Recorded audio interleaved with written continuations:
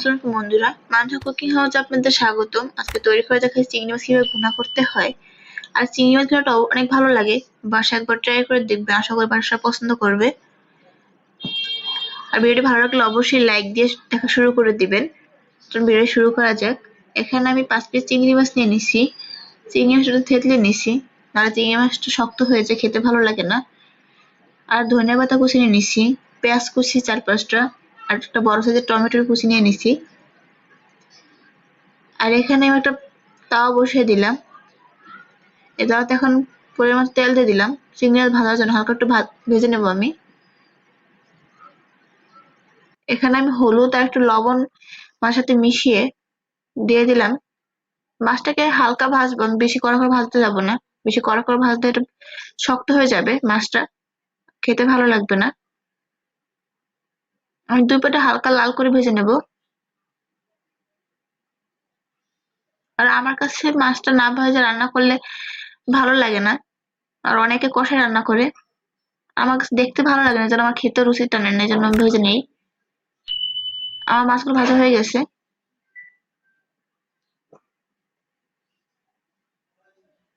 এখন নামিয়ে নিলাম আমি মাছগুলোকে। এখন আমি একটু সামান্য তেল এড করে দিব রান্না করার জন্য। পেঁয়াজ কুচি দিলাম এখানে আমি।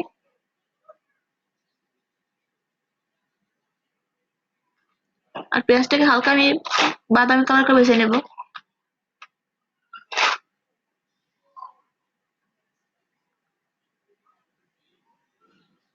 এখন আমার পেঁয়াজটা বাদামি কালার করে ভাজা হয়ে গেছে। এখন আমি এখানে একটু পানি অ্যাড করে দিব, যাতে মশলাগুলো পুড়ে না যায়, গুঁড়া মশলা। আমি এখানে সামান্য পরিমাণ পানি অ্যাড করে দিলাম।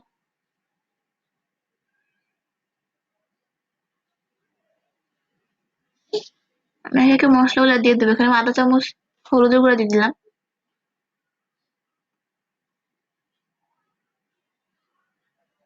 আর এই রেসিপিটা আপনার বাসায় একবার ট্রাই করে দেখবেন।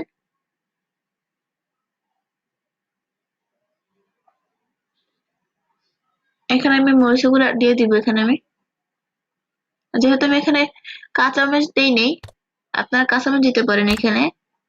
এই ক্ষেত্রে আমি গুঁড়া মরিচটা একটু বেশি দিব। আমি 1/2 চামচ একটু বেশি গুঁড়া মরিচটা দিছি।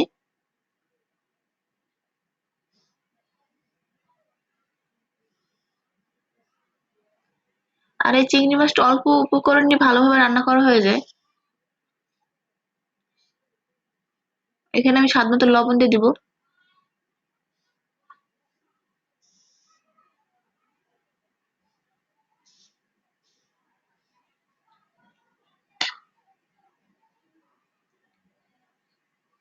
এই মশলাকে ভালো করে কষিয়ে নেব একটু।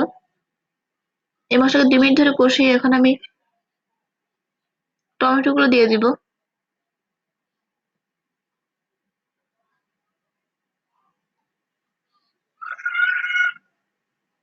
আর আমার পার্সোনালি মনে হয় যে সব ধরনের মাছের সাথে মাছ ভুনার সাথে টমেটোটা দিলে মাছ ভুনাটা স্বাদ আরো বেড়ে যায়। এই জন্য আমি চেষ্টা করি সব মাছ ভুনার সাথে টমেটোটা দেওয়ার জন্য। আমি টমেটোকে গালিয়ে নিব। আর সব মাছ ভুনার ভিতরে মনে হয় যে টমেটোটা গালিয়ে দিলে ভালো লাগে, ঝোলটা একটু মাখো হয়। একটু পানি অ্যাড করে দেবো এখানে আমি, যাতে টমেটোটা সেদ্ধ হয়ে যায় ভালো করে।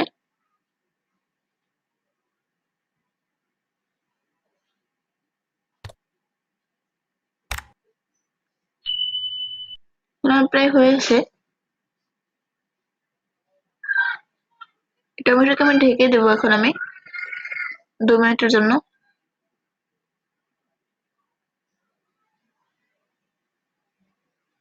দেখুন টমেটো কত ভালোভাবে ম্যাশ হয়ে গেছে।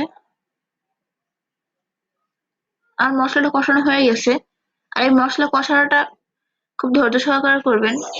মশলা যত ভালো করে কষানো হবে, মাছগুলো তত ভালো লাগবে।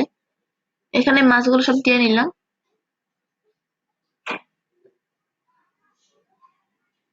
মশলার সাথে ভালো করে মাছটা মিশিয়ে নিব।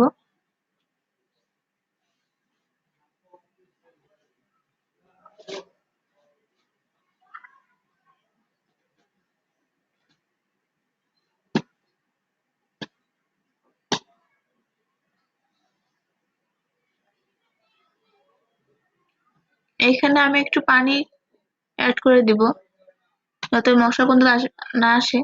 অবশ্য এখন আসবে না, অনেকক্ষণ ধরে মশলা কষানো হয়েছে, তো আমি একটু পানি অ্যাড করে দিব। মাখা মাখা ঝোল রাখবো, ওই জন্য আমি পানি দিয়ে দিলাম।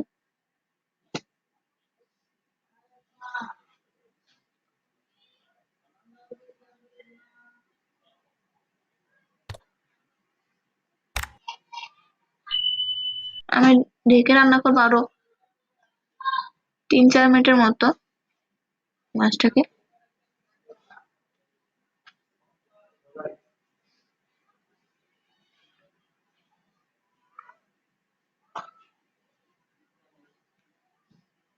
আমার মাছটা প্রায় হয়ে আসছে, এই পর্যায়ে আমি ধনেপাতাটা অ্যাড করে দেবো।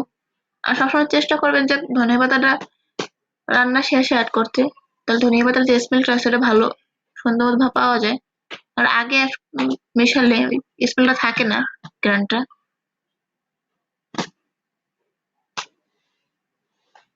এখানে আপনারা ধনিয়া পাতার বদলে জিরা গুঁড়ো অ্যাড করতে পারেন, যাদের কাছে ধনিয়া পাতা নাই। দেখুন আমার চিংড়ি মাছটা হয়ে গেছে, আমি চুলার জালটা অফ করে দিলাম। এখানে পরিবেশ করে নিলাম। দেখেন দেখতে কত সুন্দর হয়েছে, আর খেতেও মাশাআল্লাহ খুব ভালো হয়েছিল এটা, চিংড়ি মাছটা। আশা করি বাসায় সবাই ট্রাই করে দেখবেন। আর ভিডিওটা ভালো লাগলে like, comments and share. Subscribe করতে ভুলবেন না, পাশে থেকে বেল আইকনটি প্রেস করে দিবেন পরবর্তী ভিডিওর নোটিফিকেশন সবার আগে পাওয়ার জন্য। আর অবশ্যই ভালো লাগলে ফ্যামিলি এন্ড ফ্রেন্ডসদের সাথে শেয়ার করবেন।